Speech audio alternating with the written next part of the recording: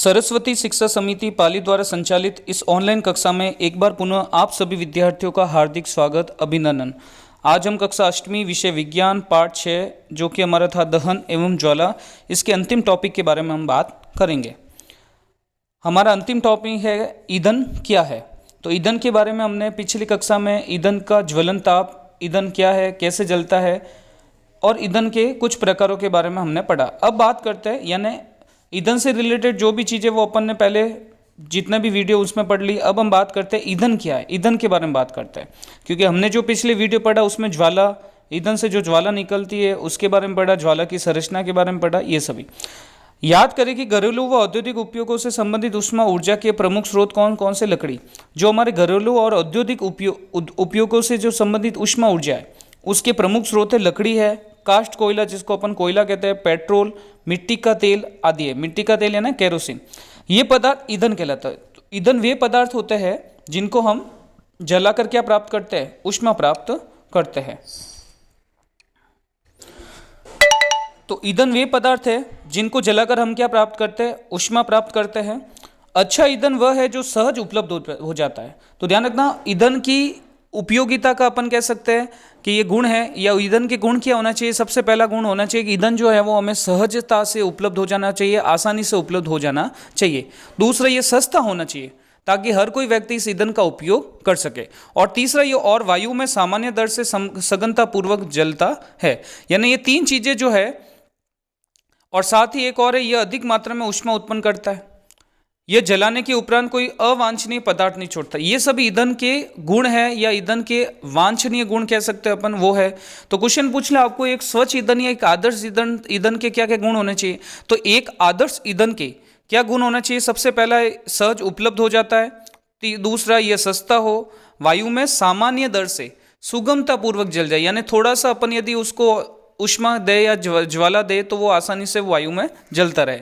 यह अधिक ऊष्मा उत्पन्न करे, क्योंकि हम ईंधनों को जलाते किसके लिए, ऊष्मा प्राप्त करने के लिए। तो अधिक मात्रा में ऊष्मा उत्पन्न करे, और जलाने के बाद कोई अवांछनीय पदार्थ नहीं छोड़े, यानी ऐसा पदार्थ जिनका अपघटन नहीं हो सके, जिनका हम आसानी से छुटकारा या आसानी से उसका निपटारा नहीं कर सके, ऐसा कोई पदार्थ उसमें नहीं बनना चाहिए।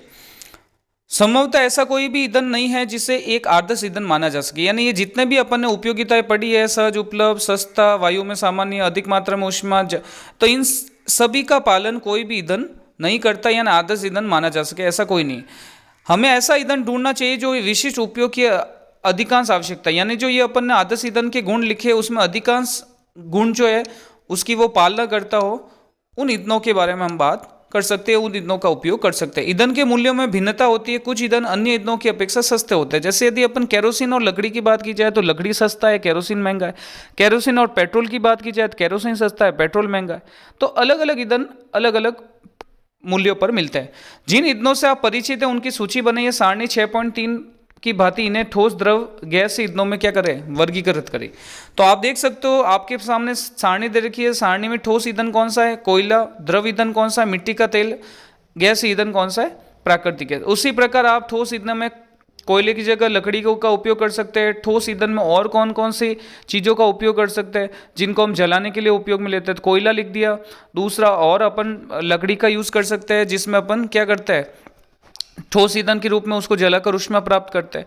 तो जिन जिन ठोस ईंधनों का आपको नाम याद है वो तीन आपको ठोस ईंधन लिखना है। द्रव ईंधन में मिट्टी का तेल हो गया, दूसरा पेट्रोल हो सकता है, तीसरा केरोसिन हो सकता है, केरोसिन हो गया, डीजल हो सकता है, पेट्रोल हो सकता है। ये सभी जो है वो द्रव ईंधन। और गैस ईंधन में हम जानते हैं प्राकृतिक गैस हो गया जिसको अपन सीएनजी कहते हैं, एलपीजी हो सकता है, हाइड्रोजन गैस हो सकती है। ये सभी ज्वलनशील गैस है, गैस ईंधन है। तो इस प्रकार हम इस सारणी को आपको कॉपी में बनाना है। अब बात करते हैं सारणी 6.4 विभिन्न ईंधनों के ऊष्मीय मान। ऊष्मीय मान का मतलब कौन सा ईंधन कितनी ऊष्मा उत्पन्न करता है। तो सबसे ज्यादा ऊष्मा उत्पन्न करने वाला जो ईंधन है वो ध्यान रखना, हाइड्रोजन। सबसे ज्यादा ऊष्मा उत्पन्न करने वाला ईंधन है हाइड्रोजन। इसलिए हाइड्रोजन को भविष्य का ईंधन भी कहा जाता है। और रॉकेट के अंदर जिस ईंधन का प्रयोग किया जाता है वो ईंधन कौन सा, हाइड्रोजन। तो हाइड्रोजन गैस का उपयोग जो है वो ईंधन के रूप में किया जाता है, लेकिन इस हाइड्रोजन गैस से इतनी अधिक मात्रा में ऊष्मा उत्पन्न होती है कि इसका उपयोग हम घरेलू कार्यों में नहीं कर सकते हैं। तो सबसे ज़्यादा ऊष्मीय मान जो है वो किसका है, हाइड्रोजन का। लगभग कितना है, 1,50,000। और सबसे कम की यदि अपन बात करें तो गोबर का, जिसको हम उपला कहते हैं, जिसको हम छाना कहते हैं, तो गोबर के उपले जिसको हम छाना या उपले कहते हैं वो 6,000 से 8,000, लकड़ी का पूछे तो 17,000 से 22,000, कोयले का पूछे 25,000 से 33,000। तो ये सारणी आपको अपनी कॉपी में बनानी है और इसमें सबसे इंपॉर्टेंट याद रखना, हाइड्रोजन का सबसे ज़्यादा और गोबर के उपले का सबसे कम। ये है ऊष्मीय मान। और क्वेश्चन आ जाए ऊष्मीय मान निकाले, तो ऊष्मीय मान का सूत्र जो है वो होगा आपका ऊष्मा की मात्रा, ऊष्मा की मात्रा बट्टा उस ईंधन का द्रव्यमान। तो ध्यान रखना, किसी भी ईंधन का यदि ऊष्मीय मान निकालना है तो ऊष्मीय मान निकालने के लिए, यानी कि यदि आपको ऊष्मीय मान निकालना है तो ऊष्मीय मान निकालने के लिए आपको क्या करना पड़ेगा, उस ईंधन में ऊष्मा कितनी है वो लिखना है और उसके बाद उसका द्रव्यमान कितना है वो आपको पता होना चाहिए। तो ऊष्मीय मान निकालने का सूत्र हो गया आपका ऊष्मा की मात्रा, जो किस में होनी चाहिए, किलो जूल के अंदर होनी चाहिए। ऊष्मा की मात्रा हमेशा किलो जूल के अंदर होनी चाहिए और द्रव्यमान होना चाहिए किलोग्राम में। यदि इन दोनों का भाग करोगे, उन दोनों को डिवाइड करोगे तो आपके पास ऊष्मीय मान का जो वैल्यू है वो आपके पास आ जाएगा। अब बात करते हैं ईंधन के दहन से हानिकारक प्रसाद क्या क्या होते हैं, क्या क्या हानि होती। सबसे पहला, ईंधन का बढ़ता हुआ उपयोग पर्यावरण पर हानिकारक प्रभाव डालता है। सबसे पहला, लकड़ी, कोयले, पेट्रोल जैसे कार्बन ईंधन बिना जले कार्बन के कण छोड़ते हैं।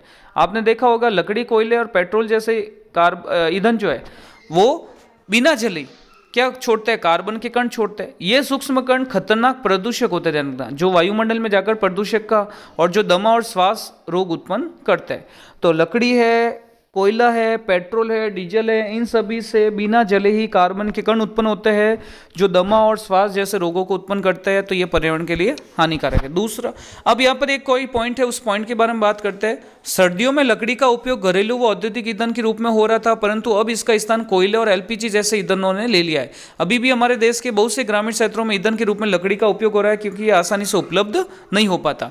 तो ध्यान रखना, लकड़ी की तुलना में ये जो अपन एलपीजी का उपयोग करते हैं, कोयले का उपयोग करते हैं, कोयले की तुलना में भी एलपीजी स्वच्छ ईंधन, एक आदर्श ईंधन के रूप में, क्योंकि इसमें धुआं भी उत्पन्न नहीं होता और साथ ही इस ईंधन को जलाने के बाद कोई भी अपशिष्ट पदार्थ शेष नहीं बचा रहता।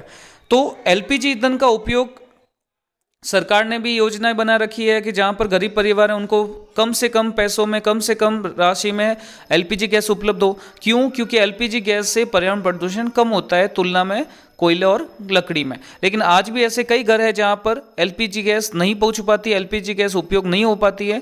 वहां पर वो लोग लकड़ी को जलाकर ऊष्मा उत्पन्न करने का कार्य करते हैं। लेकिन ग्रामीण क्षेत्रों में और भी ऐसे कई घर हैं, ऐसे कई लोग हैं जिनके पास एलपीजी सिलेंडर होने के बावजूद भी वो पैसों की, एक प्रकार से अपन कह सकते हैं लालच होने के कारण, वो पैसों की कमी को पूरा, ये अपन यूं कह सकते हैं कि भाई ग्रामीण क्षेत्र के जो लोग हैं उनके पास एलपीजी सिलेंडर जो है वो ऑलरेडी पड़ा है, लेकिन वो एलपीजी सिलेंडर को बचाने के लिए, लंबे समय तक चलाने के लिए, पैसों की बचत करने के लिए वो लकड़ी को जलाकर उससे ऊष्मा उत्पन्न करते हैं। लेकिन लकड़ी को जलाकर ऊष्मा उत्पन्न करने से कई सारी हानियां, कई सारे पर्यावरण प्रदूषण होता है। उसमें CO2 एक प्रमुख गैस है और CO2 आपको पता होगा global warming green house gas है जो पर्यावरण के तापमान को बढ़ाने का कार्य करती है।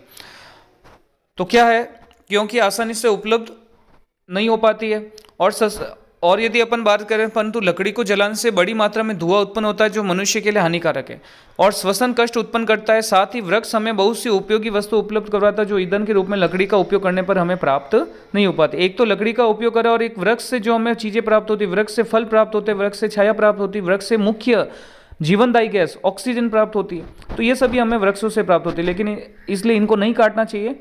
इसके अतिरिक्त वृक्षों की कटाई वनोन्मूलन का कारण बनती है। वनोन्मूलन का मतलब वनों का विनाश होने का कारण बनती है जो पर्यावरण के लिए हानिप्रद है। हम बात करते हैं दूसरा क्या हानिकारक प्रभाव है इन ईंधनों का? अपूर्ण दहन। अपूर्ण दहन कब होता है? जब ऑक्सीजन की अनुपस्थिति होती है। देखो, वाहनों से निकलने वाला धुआं जो है वो अपूर्ण दहन से निकला हुआ है। अपूर्ण दहन कब होता है? स्टोव से निकलने वाला, स्टोव में जब हम केरोसिन को जलाते हैं, वाहनों में हम जब पेट्रोल को जलाते हैं, इन चीज़ों में अपूर्ण दहन होता है। अपूर्ण दहन से जो गैस निकलती है वो गैस कौन सी है? कार्बन मोनोऑक्साइड, जिसको CO से प्रदर्शित किया जाता है। तो कार्बन मोनोऑक्साइड अपूर्ण दहन से निकलती है और ये सबसे खतरनाक गैस है, ध्यान रखना। ये अत्यंत विषैली गैस है। बंद कमरे में कोयला जलना खतरनाक है। उत्पन्न कार्बन मोनोऑक्साइड गैस में कमरे में सो रहे व्यक्तियों की मृत्यु भी हो सकती है। आपने कई लोगों को देखा होगा कई लोग क्या करते हैं, सर्दियों के मौसम में अपने कमरे में सिगड़ी के अंदर कोयला या लकड़ी जलाकर सो जाते हैं। जब बंद कमरे में यदि इस प्रकार का कार्य करते हैं तो आपको पता है बंद कमरे में ऑक्सीजन की कमी हो जाती थोड़ी। पहले तो ऑक्सीजन की भरपूर मात्रा में होते, लेकिन लकड़ी कोयला ऑक्सीजन का उपयोग करके कार्बन डाइऑक्साइड बनाते हैं, तो धीरे धीरे ऑक्सीजन की वहाँ क्या हो जाती है, कमी, क्योंकि अन्य ऑक्सीजन को बाहर से आने का कोई सोर्स नहीं है, सब कमरे सब दीवारें पैक है, कमरा बंद है, तो उस कंडीशन में ऑक्सीजन की कमी हो जाएगी। और ऑक्सीजन की कमी से कौन सा दहन होगा, अपूर्ण दहन होगा।